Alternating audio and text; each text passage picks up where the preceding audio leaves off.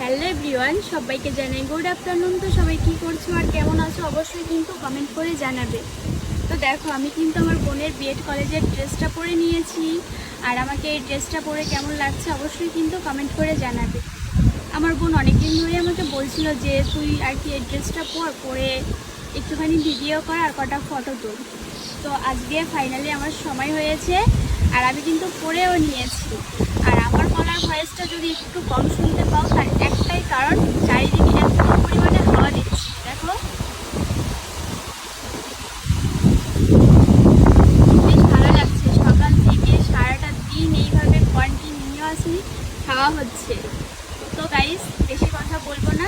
আর এখানে দেখো, আমি কিন্তু সঙ্গে একটা ব্যাগও নিয়েছি ছবি তোলার জন্য।